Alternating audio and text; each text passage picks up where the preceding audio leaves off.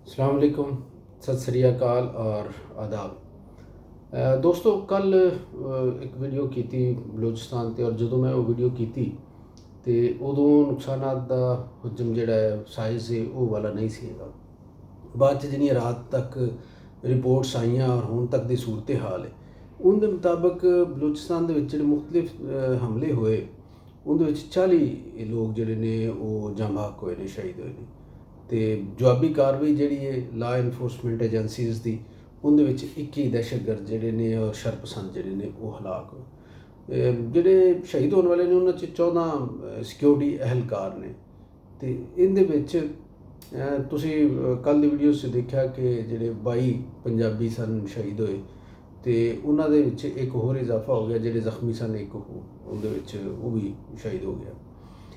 ये चीज़ां जिहड़ियां ने इन्ने एक दफ़ा तो मुल्क नूं हिलाया और हर शहरी जिहड़ा है वो जिहड़े सिक्योरिटी इदारे ने उन्हां दी कारकरदगी ते इंटैलीजेंस इदारियां दी कारकरदगी ते और सब नालों ज़्यादा पुलिस दी कारकरदगी दे उत्ते सवाल चुकन लिया। लेकिन ये सारियां गल्लां एक पासे क्योंकि मुश्किल वक्ते ते सानू एक दूसरे का हथ बढ़ना असी ते हले मैं वो तनकीद एक पासे रख रहा हूँ। मैं गल इंदा इंतज़ामी सतह के उत्ते लियाना चाहना वा। इंतज़ामी सतह ते गल है कि चंद दिन पहले असी वेख्या कि कच्चे दे विच डाकुआं ने हुकूमती रिट नूं चैलेंज किया और उन्होंने उत्थे पुलिस वाले जिहड़े सन 12 वो शहीद कर दिते। इस तरह असी वेखण डे हां कि बलूचिस्तान की सूरत हाल दे नाल नाल KPK दे विच एक ऐसी सूरत हाल है कि जिन्हों सही तरह रीड नहीं किया जा रहा। उत्थे इश्तियाल और गुस्सा जिहड़ा है वो खासा बुलंद है, उच्चा है, लेकिन उन्होंने एड्रैस नहीं किया जा रहा, उन्होंने वेख्या नहीं जा रहा और ये समझा जा रहा है कि ये सिर्फ सियासी एक मुखालफत है, PTI दे लोग ने। लेकिन ओवरऑल जिहड़ा उन्होंने गेज करने वाला मैं समझना कि मीटर है उन्होंने इस्तेमाल नहीं किया जा रहा कि अगर ये गुस्सा फटदा है, ज़्यादा होंदा है तो इनके नतीजे दे विच मुल्की सूरत हाल की होंदी है, की तब्दीलियां होणगियां और ये तब्दीलियां किन्नियां को वड्डियां हो सकदियां ने। ये इस इहदे उत्ते गौर करने वाली गल है। फिर पंजाब की जिथों तक सूरत हाल है ठीक है, वो जो भी हो रहा, लेकिन एक गल हैगी कि पंजाब दे विच इत्थों के लोगों का यह ख्याल है कि ये जिहड़ी इंतज़ामिया उन्हां दे उत्ते बह गई है, इनू अकल कह लवो या सूझबूझ नहीं हैगी। वो जिस तरह डेली अफेयर्स नूं भी हैंडल नहीं कर पा रही इत्थों की हुकूमत पंजाब की, उनके तो लोगों का यह ख्याल है कि क्राइसिस की शक्ल दे विच ये सूबा किस तरह अगे बढ़ेगा। मसलन 2-3 चीज़ां हुईयां कि किसानां दे हवाले नाल हुकूमत तो मनदी नहीं, वो कहती किसानां दा कोई मसला ही नहीं है, ये उनके मुखालफिन का बनाया हुआ प्रोपेगेंडा है। तो सूरत हाल है कि कनक तो बाद मूंजी तो बाद कपा, तो किसान जिहड़ा है उनकी सारियां फसलां बहरान च जा रही हैं और वो खुदकुशियां करन डे ने। तो इनके उत्ते कोई पॉलिसी नहीं हैगी। वो सब नालों वड्डी गल मनदे ही नहीं है कि कोई बहरान भी है कि नहीं है। उस तो बाद जिहड़े इंटरनेट के मसाइल ने, सब नालों ज़्यादा मेरा ख्याल है कि जिहड़े फ्रीलांसर सन और सारे ऑनलाइन काम करने वाले लोग वो पंजाब दे विच सन, उन्हां दा कारोबार मुतासर होया। हुकूमत वो भी मानती नहीं कि मसला ही नहीं है, बल्कि वो एक जिहड़ी वजीर कुड़ी बनाई है ख्वाजा असद दी भांजी भतीजी, उन्हें तक कहा कि जी ये VPN का कसूर है, उन्हें मलबा उहदे ते पाता।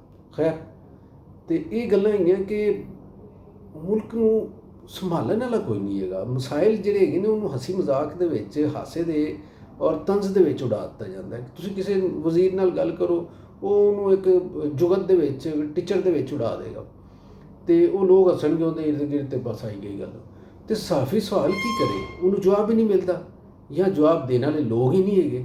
तो दूसरे पासे सूरत हाल है कि जिहड़ियां जमातां ने उन्होंने अपनी अपनी 1.5 इट की मसीत बनाई। PTI जिहड़ी वो अपना उनका ट्रैक है, वो उस ट्रैक के तो इधर उधर नहीं होती पई। उस तो बाद जमीयत उलमा इस्लाम है, वो कहती जनाब असी वक् अपनी एहतजाजी तहरीक चलाउणी, जमात इस्लामी कहती असी वक् चलाउणी। तो हुकूमत की जो गल आउंदी, जो लोग कहते हैं कि यार मुल्क के हालात तुसीं वेखो, तो कोई मुफाहमत का कोई राह कड्डो। ਤੇ ਉਹ ਕਹਿੰਦੇ ਨਹੀਂ ਜੀ ਬਿਲਕੁਲ ਮੁਫਾਹਮਤ ਹੋਣੀ ਚਾਹੀਦੀ, ਅਸੀਂ ਇਸ ਹੱਕ 'ਚ ਹਾਂ, ਸਾਰੇ ਮਿਲ ਕੇ ਮੁਲਕ ਦੇ ਨਾਲ ਚੱਲਣ, ਮਾਸ਼ੀ ਇੱਕ ਮਿਸਾਕ ਹੋਣਾ ਚਾਹੀਦਾ।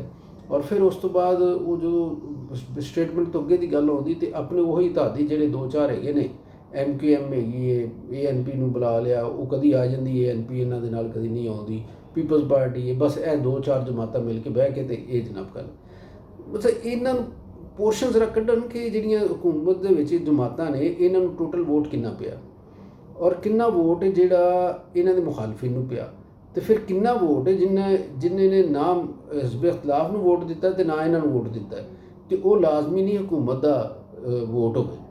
ਤੇ ਉਹ ਲੋਕ ਜਿਹੜੇ ਨੇ ਉਹਨਾਂ ਦੇ ਉੱਤੇ ਅਸਰਾਤ ਜਾ ਰਹੇ ਨੇ ਮੁਲਕੀ ਹਾਲਾਤ ਦੇ, ਤੇ ਇਹ ਹਾਲਾਤ ਨੂੰ ਬਿਹਤਰ ਕਰਨ ਵਾਸਤੇ ਹਕੂਮਤ ਦੇ ਕੋਈ ਪਲਾਨ ਹੀ ਨਹੀਂ ਹੈਗਾ।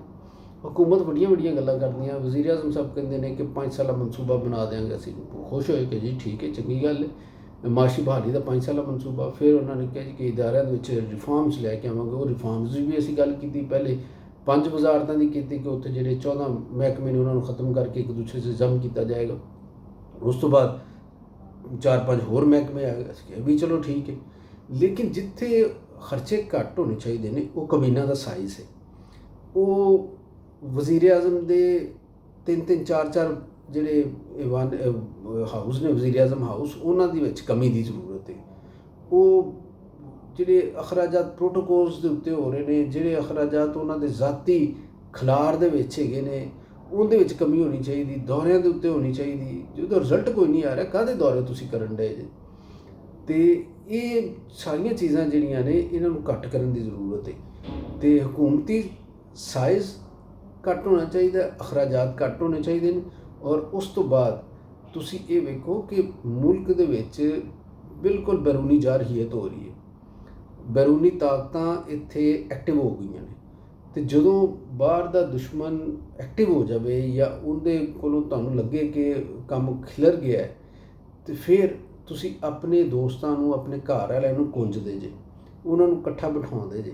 ਉਹਨਾਂ ਦੇ ਜਿਹੜੇ ਬਾਹਮੀ ਇਖਤਲਾਫਾਤ ਹੁੰਦੇ ਨੇ ਉਹ ਕਹਿੰਦੇ ਜੀ ਕਿ ਯਾਰ ਬਾਅਦ 'ਚ ਅਸੀਂ ਵੇਖ ਲਵਾਂਗੇ, ਜੋ ਵੀ ਮਸਾਇਲ ਨੇ, ਤੇ ਪਹਿਲੇ ਇਕੱਠੇ ਹੋਈਏ ਤੇ ਇਹ ਜਿਹੜੇ ਚੈਲੰਜ ਨੇ ਇਹਨਾਂ ਦਾ ਹੱਲ ਕੱਢੀਏ। ਤੇ ਅਫਸੋਸ ਦੀ ਗੱਲ ਇਹ ਵੇ ਕਿ ਸਾਰਾ ਕੁਛ ਹੀ ਕੀਤੀ ਜਾ ਰਿਹਾ, ਪਰ ਇਹ ਕੰਮ ਨਹੀਂ ਕਰਨ ਡਏ ਕਿ ਲੋਕਾਂ ਦੇ ਜਿਹੜੇ ਜਾਂ ਬਾਹਮੀ ਜਿਹੜੇ ਦਾਖਲੀ ਇਖਤਲਾਫਾਤ ਨੇ ਉਹਨੂੰ ਖ਼ਤਮ ਕਰਨ ਵੱਲ ਜਾਈਏ। ਤੇ ਮੈਂ ਸੋਚਣਾ ਕਿ ਯਾਰ ਇਹ ਮੁਲਕ ਕਿੰਨਾ ਲੋਕਾਂ ਦੇ ਹੱਥ ਦੇ ਵਿੱਚ ਆ ਗਿਆ, ਇਹ ਕੀ ਕਰਨਗੇ ਇਸ ਮੁਲਕ ਦੇ ਨਾਲ? ਬਸ ਅਸੀਂ ਆਪਣੇ ਜਿਹੜੇ ਲੋਕ ਨੇ ਉਹ ਮਰਵਾਈ ਜਾਈਏ, ਔਰ ਉਹ ਲੋਕਾਂ ਦੇ ਹਵਾਲੇ ਨਾਲ ਕੋਈ ਪਾਲਿਸੀ ਗਵਰਨਮੈਂਟ ਦੀ ਨਹੀਂ ਆ ਰਹੀ, ਸਿਰਫ ਸਟੇਟਮੈਂਟਾਂ 'ਤੇ ਜ਼ਿੰਦਾ ਰਹੀਏ। ਤੇ ਜਨਾਬ ਗੌਰ ਕਰਿਆ ਜੇ ਇਹਦੇ ਉੱਤੇ, ਜੀਂਦੇ ਰਹੋ, ਵਸਦੇ ਰਹੋ।